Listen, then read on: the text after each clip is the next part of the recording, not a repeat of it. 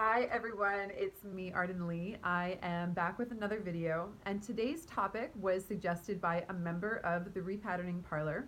This person has taken the course twice, so it's exciting to be able to address a question about a healing or personal growth path that deals with some of the stuff that comes up in the middle of the road when you're already on that path for a little while.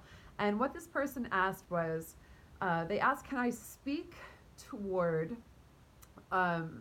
that feeling of feeling like you're doing really well and you're handling things and you're on your personal growth journey, and then all of a sudden a whole bunch of stuff comes up for you, and how it can feel in the moment like maybe things aren't working, but that in many ways those challenges are actually the way forward.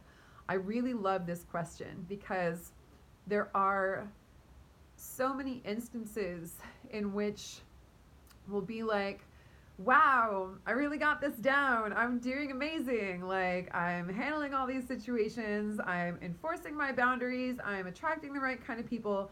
And then something happens and we hit a wall. And this is going to happen to us at many stages throughout our journeys. In fact, it's kind of a part of life.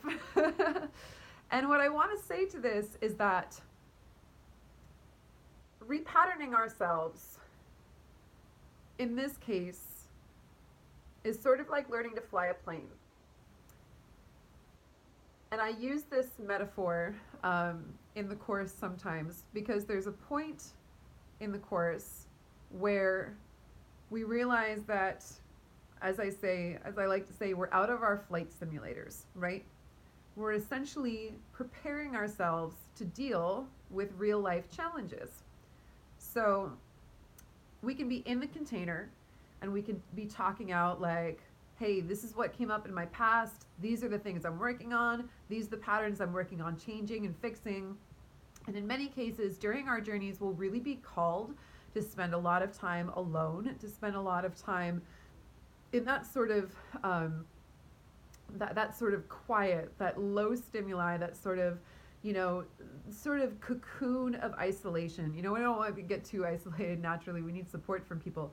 But it's very typical that when we're putting so much of our energy toward healing and growth and repatterning, we need that silence, we need that space, we need that emptiness, that sort of void around us, so that we can create the space that is needed to let go of the things that that we want to leave in the past, essentially, and give ourselves some time to recuperate before we start creating, new connections or moving forward, because we have to give ourselves time to integrate, right? So then there comes a point where we're like, oh, I'm out of the flight simulator now. And all of a sudden, all of these things that I was talking about with my facilitator, with my course group container, with the other members of the repatterning parlor, with my energy worker, with my therapist, all of a sudden they're coming up in real life. And I'm realizing that I'm on a little bit of a delay, right? I'm in the moment, and I might think back, like, as even like, let's say the conversation is just passed just by like 10 minutes, and I'm already like, oh, I should have done this, I should have done that. I should have, I went and I did my old thing again. It just came up out of muscle memory, and I have to change this pattern. And this is normal. I remember this part for myself. This was like, for me, this part of my journey was like autumn 2017, when I was finally like, okay, I said there were all these things I was going to do. There were all these new ways I'm going to behave. And then I'm in situations where, especially maybe I'm with like, someone that I like, someone whose approval I crave, or someone who, and I find myself falling back into these sort of approval seeking behaviors.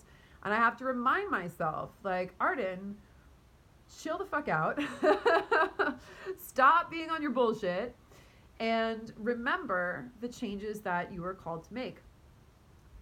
Piloting a plane, I've never actually piloted a plane, but I imagine it's very different from piloting a flight simulator. We try and make it as close as possible, but when we get in the moment, then of course, when something is real, when it's those really serious high stakes, as opposed to something that we're, role playing or pretending at, or we're having like a practice conversation with a friend of ours, Of course, you guys, of course we're going to get, our adrenaline spiking, of course we're going to get nervous, and of course we're going to fall back into old habits.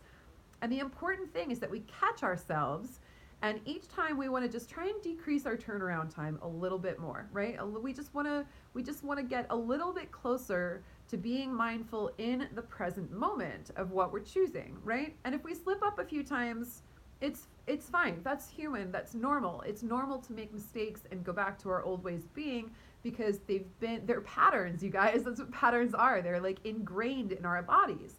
We automatically make these choices because we've been doing them for so long, right? One of the big sayings that goes around, the sort of how should I say, like, neurobiological angle of looking at repatterning is neurons that fire together wire together. And what that means is that if you think thoughts that you link to one another, or you go and do actions that are started by a thought that happened in your brain, then those things essentially they link to one another, and it's like, oh, I get up in the morning and I make my coffee, and then I do this, and then I do that, and we become creatures of habit, right? So we get back in those same situations. We shouldn't be surprised if that comes up again. And to take it even a step further, let's say we get past even that point of it, right? Because I actually think the person who asked this question is likely past that point in their journey, right? They have, in my estimation, they've passed that, like, okay, I'm out of the flight simulator and I'm into the airplane. Where they appear to be in their present query, their present inquiry, is it seems like they've been flying the airplane for a while, and they've been encountering sunny skies and everything is great, and all of a sudden they hit a little bit of turbulence. I want us to remember, you guys, that turbulence is not a reflection on the pilot, right? Turbulence is something, it's how that pilot deals with that turbulence and how they handle the plane, how they handle the aircraft in that turbulence, that is really the reflection of the measure of that pilot and their ability to pilot the plane. So sometimes what will happen is we'll be piloting our plane, we'll be on our personal growth journey, we'll be like, we're out of the flight simulator, we're back in the real world, everything is going pretty well, and all of a sudden something will come up that we haven't dealt with before, right? And we'll get a little nervous and we'll say, wow, am I doing okay on my personal growth journey, because I thought I was doing fine and now all this stuff came up.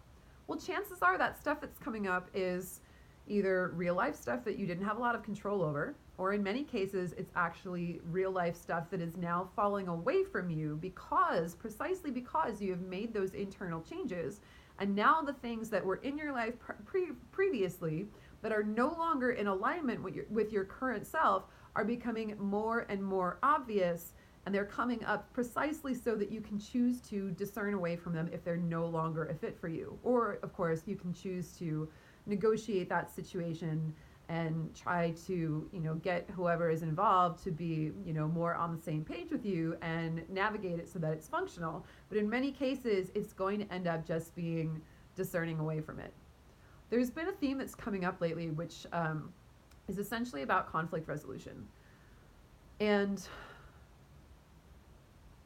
I want to speak to the real sign that I'm feeling lately that we're in a really healthy place on our journey, and we've done a lot of really worthwhile work to get to a place where we can kind of reasonably say we should feel pretty proud of, is when that turbulence hits, can we lean into the conversations that we need to have around conflict resolution, and have we surrounded ourselves with people who are going to listen to us and who are going to hold space for the things that we need to say and that we need to navigate together in order to propose a solution.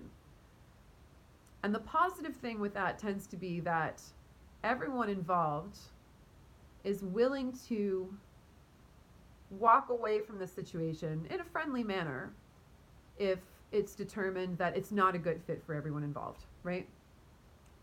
I've had a couple of conversations with people in various aspects of my life, whether personal or professional or creative or something in between.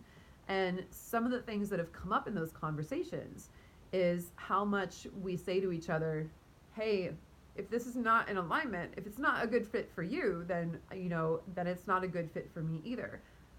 things have to be working for everyone involved to be worthwhile, right? A situation needs to be in favor of the highest good of everyone involved. Everyone who is involved has to be on board with it, right? Or else it's not worthwhile. It's a one-sided relationship. It's a creative partnership in which only one person's opinions are getting heard. It's a work relationship that one person doesn't find fulfilling. It's not going to be functional if everyone is not on board. So being able to have these conversations and being able to say, hey, what do we need to do to make this work? I want this to work for both of us, or everyone, however many people are involved in the situation. That, I believe, is a real strong litmus test that you've done a really great job of getting into a position. But it doesn't mean that you're not going to have those difficult conversations. It doesn't mean that there's not going to be things that people said that you're going to be like, ooh, that was a red flag. I think I'm going to need to address that, right? It doesn't mean that, and it definitely doesn't mean that, that just because you've done your healing and repatterning work, it doesn't mean that everyone else in your life is going to change too. So sometimes there can even be more conflicts coming up because all of a sudden you're not in alignment with the same people that you used to be because you've shed a lot of your old unconscious habits and programming. And sometimes the people who maybe took advantage of your weak boundaries before are going to try and do the same things. And now, precisely because you are responding in a different way, there's going to be more conflict because they're going to say, hey, why can't I take advantage of you anymore? What changed? What got different, right? And then all of a sudden you're going to have this come up. So I want to remind everyone that part of repatterning is repatterning our conflict avoidance. And so that means when difficulty comes up, can we stay present with what is? Can we see reality for exactly how it's happening, as objectively as we possibly can with our own personal built-in filters that are naturally going to happen? Can we not be afraid of what's happening, right? Conflict is going to come up no matter what. Even the most, enlightened people are still going to experience friction with the world around them. I mean, look what happened to Jesus, right? I'm just speaking to this idea that being enlightened means being enlightened or being, being healed or and those terms, of course, are are so tricky to use in the first place, right? Because how do we ever get there? Is there any there to get, right? But this idea that being at a certain point in our personal growth journey means that everything is going to be smooth, unfortunately, is not true. What it does mean is that we're going to be able to drop in and ground and get present with it. And we can really look at, for example, the way that Jesus handled his ordeals. And we can say, well, he seemed pretty calm. He seemed like he knew what he was getting into, right? So, so that might not be like the most happy note to, to finish this video on. But essentially, I want us to understand that finding obstacles does not mean that we haven't done the work. Oftentimes, doing the work is the thing that's going to bring up more obstacles so that we can address those and face them head on. And it's exactly that facing the problem head on that brings us to the next level of our understanding, right? There's always going to be more doors in front of us. There's always going to be greater and more interesting problems to solve, right? There's always going to be deeper levels of communication, deeper levels of intimacy. And there's always going to be those barriers that we'll have to be brave and cross in order to get to then that next level. And I think the key really is starting to recognize this and starting to enjoy the process. And again, as I said before, trusting that the people that we've surrounded